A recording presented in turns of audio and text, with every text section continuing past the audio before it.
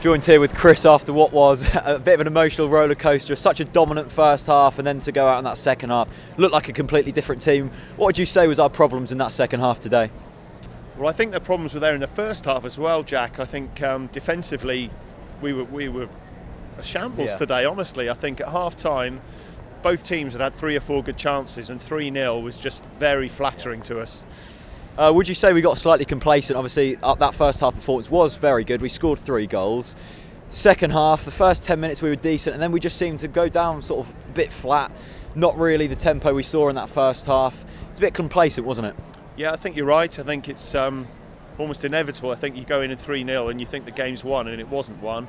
And our performance wasn't a 3-0 performance. It was a little bit flattering to us, and I think we did come off the gas and we got caught out, and it went 3-1, 3-2, and you know, we didn't seem to find it easy to then bounce back from that.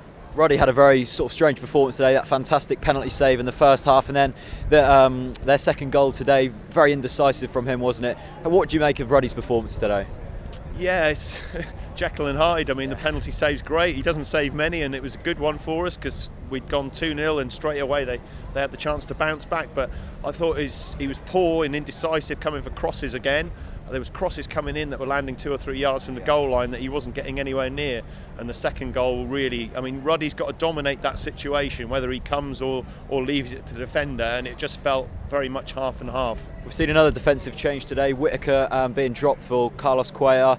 Most Norwich fans, preferable defensive line. What would you make of the defensive line today? We were saying off the camera it was fairly shambolic at times, wasn't it? Yeah, I'd agree it was, and yet again on paper you look at it and I think it's the 4 that I would like to see, but if you look at the performance today it wasn't good enough. But sadly I have to point the finger at John Ruddy and say I think his indecisiveness is causing some of the problems in the defence. At the end of the day though, 3 points to win. It's a fantastic start for Alex Neil. What do you make of our new manager? He's come in, not many people knew about him, but he seems to be doing a fairly decent job around the place. He's got a great start and it's good, and yeah, okay, I'm probably being a bit doom and gloom, but we've won and that's all we want to see. I'm happy taking performances like today if we manage to get the 3 points. Alex Neil, I think he's starting to make his own calls now. As you said, he's changed the defence around. He's made 1 or 2 changes, perhaps inhibited today by Tetty and Howson being unavailable, but he'll put his stamp on this team, I've no doubt, and he won't hide from the fact that wasn't a brilliant performance. He'll work hard in the week and we'll start to see Alex Neil's colours, I think.